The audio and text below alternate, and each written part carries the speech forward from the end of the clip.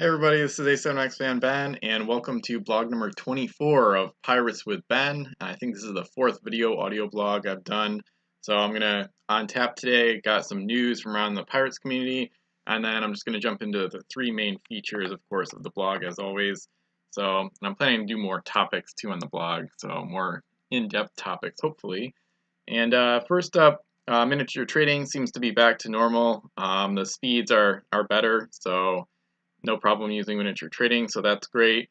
And somebody, Cthulhu, actually confirmed that they got a tournament pack in the Ocean's Edge deal of the day that I posted, and I'm going to include a link to that. It's that 36 packs for $30.99 with free shipping, and apparently the tournament packs should be in there. So the seller message was a little bit not too hopeful, but Cthulhu got a tournament pack, so that's awesome.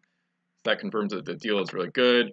And there's also, so I'm going to include a link to that along with the regular deal of the day, which is different for today. And oh, it looks like the booster box at Crimson Coast sold, so that's out. But I think there's another one on eBay for like $150, but it's like $8 shipping, I think. So pretty pricey, but and somebody was asking on the Facebook group actually about Crimson Coast. It's become more expensive in recent years. I remember being able to get packs for maybe $2 a pack back in 2012, 13 maybe. But with the more of a seller's market since 2015, Crimson Coast has become one of the more rare sets to find unopened packs of, and one of the more expensive sets in general. So Ocean's Edge, I'll put a link to that deal once again, because it looks like the tournament packs are in there for the most part. So 36 packs for 40 with a tournament pack is about as good as deal as you'll find on unopened pirate stuff just in general, regardless of the set. Other news, Custom Ships 2 is quite active on miniature trading. Xerix is doing a Custom of the Day feature basically with his new set, which is based on Bionicle. So add that to my historical Custom of the Day series, and you've got, both of us are posting every day in that thread, and I actually was able to make a few fantasy customs for my Epic Seas set. So I'm posting those a little bit. I'm not sure how many I'm going to post. I'm not going to do it every day, but I did make, I kind of randomly was able to make like 18 to 20 game pieces a few days ago. And and then another one, Anchor Arms, is actually developing a set based on a video game, I believe. And so he's got some customs as well. So custom ships all over the place. El Cazador is working on some stuff as far as I know. So, and then another one, what's the largest multiplayer game you've been involved in? This was a thread I unlocked recently. Most I've been in with 6 players. I taught 5 people how to play all at the same time at a game night, which was kind of crazy and loud. And unfortunately, I didn't really like stay with the game, which is fine. I think only 2 or 3 of them like really got it. One of them had to leave early, but anyway, that was a few years ago. And someone was talking about how they don't have haven't played a lot of big multiplayer games, and another plug for Vassal, because if you can play with anybody anywhere in the world with a data connection, it's not going to be a problem of needing people to play with. So you just talk about how you're on Vassal, and then that's how I've played a ton of games. I've actually played more games virtually than I have physically since early 2016. I think I'm at around 120 or 130 games on the Vassal module. So, and I've got a Vassal tutorial up on my channel, my YouTube channel. So definitely check that out if you haven't seen it.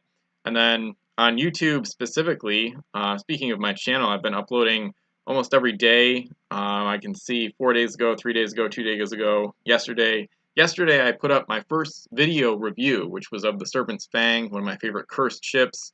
2 days ago I posted a fleet making video about my Kettering fleet, USS Kettering. So between battle reports and vlogs and other content, I'm going to be uploading on YouTube quite a lot. So throwing a right hook, as Gary V says, go ahead and subscribe if you'd like the content. On my A7X Fan Ben YouTube channel, I'm planning to keep it 100% Pirates CSG related, so you know what to expect. Please comment what you'd like to see from the channel. And regardless, though, I'm going to keep making videos, so go ahead and subscribe. Go ahead and like this vlog, too, if you're getting value from it. And speaking of value, the deal of the day is something that apparently was just on eBay, I think uploaded today or yesterday. There's a deal for 18 packs of Spanish Main for $40. And then there's also there's make offer. So if you get an offer, you know, start at 30, 35, maybe they'll make a counter offer. The seller has 100% positive feedback, so I'll include a link to this in the description or the post wherever you're seeing this or listening to it. And so 18 packs of Spanish Main for 40 with free shipping as well. So that equals only a little bit more than $2 a pack. And then with make offer, you could maybe get it lower. So that's definitely something to check out. And it's also kind of a rare opportunity, at least for me, rare in my mind, to get these packs in these plastic and cardboard packages, because I pretty much only got packs like loose. I never really saw or bought packs that have the hang tag, or you know, they don't have the full packaging, so that's a little bit funky. Not that it increases the value at all, but just makes it harder to open, if anything. But anyway, it's kind of a fun novelty. So I'm going to jump into the card of the day. So I'm going to do random number generator, set numbers 1 through 14, because I'm including Return to Savage Shores, and I got 11. So that's going to be Rise of the Fiends. And once again, there was a Rise of the Fiends set review podcast recently, so if you're interested in this set or want to know more about it, there's a really long, it's like a 3-hour podcast episode just recently uploaded. And Rise of the Fiends, I've got the database up here, so it goes to number 300, so 1 to 300 random number generator, 198, so that's not going to be anything. It only goes to 103 for the main set. 101, so that's going to be a special edition. Okay, cool. Unfortunately, it's the worst of the 4 special edition box ships. We're going to cover this one pretty quickly because I just went over it on the podcast. But the Rusty Harpoon is ship number 101 from Rise of the Fiends. This is the card of the day. It's a special edition box ship. It's a pirate 4-master, 12 points, 3 cargo, L move. All 4 cannons are 3S. And the ship gets +1 to boarding rolls, and the ship gets +1 to cannon rolls against sea creatures. So you'll notice it's another special edition SC box ship that's not really all that interesting. She doesn't have a lot going for her. Everything is kind of just boring mediocre, so this is not the type of ship I like. I'll get the artwork up in a new tab, so if you're watching the video you can see a little bit. The artwork is kind of cool, I suppose. But this is a really boring ship. In a 40-point game, I would just do Captain and Helmsman. She's never going to run gold very well. 3 cargo on a 4-master is probably slightly below average overall. So she's just a boring, basic gunship, honestly. Captain and Helmsman, I don't really see much reason to put more than that on this ship, because you're better off using named crew and special stuff on better ships. I mean, you can get the uncommon, one of the uncommon Black Pearls for a point more. It's a way better ship, for example. The Dark Hawk, the second, of course. I would say a World Hater would be good if you had a small collection. You could make all the cannons 2S, but I wouldn't really go above the Captain and Helmsman, maybe an Oarsman for protection if you have the extra point. But a Rusty Harpoon, between her rarity and mediocrity, the Rusty Harpoon, not really recommended. So another kind of a lame card of the day. But that's going to happen because WizKids made, I don't know, like over 1,000 unique ships, I think. So we're bound to get some stinkers along with the Zanfu, which was a crazy one.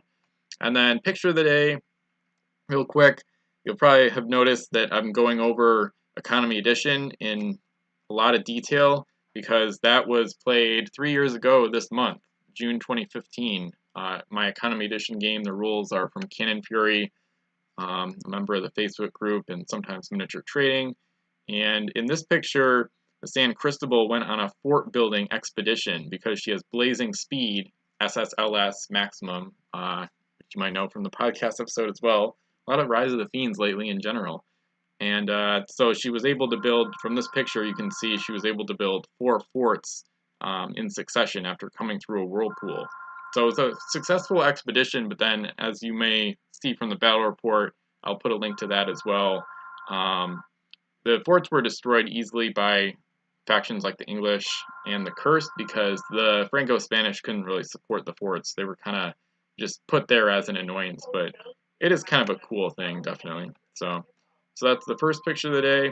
And then the second one is another one from Economy Edition. This was taken 3 years ago today, June 4th, 2015. Thompson's Island was built upon the Arch. So this is a big arch up high. The Americans built a fort on top of it, and then they got William Eaton, a Marine, to go on the arch as well. So it had multiple layers of defense. And in the background, you can see USS Atlanta is burning.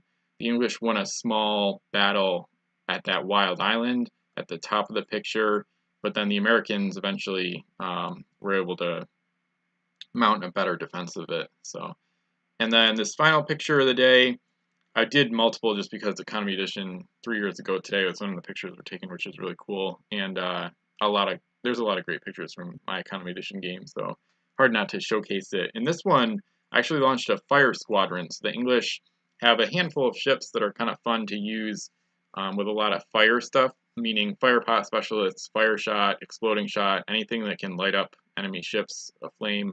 I used the Bombardier, and then I used a couple other pokey ships. The English actually have 2 switchblades, the Talon and the Salient, so I put pretty good crew setups on there and equipment setups, so that I think all 3 of those ships were able to ignite at least 3 fires on enemy ships per turn, and the Bombardier I maxed out at 4. I think you have to use first mate as male to get up to 4 fire hits on the Bombardier, or with the Bombardier, but it's a pretty crazy and fun combo. So that's the English home island in Economy Edition. So that wraps up the picture of the day and the features. So as always, thank you for watching. Thank you for listening. Give a like and subscribe on YouTube. And I'll see you again soon with more vlogs.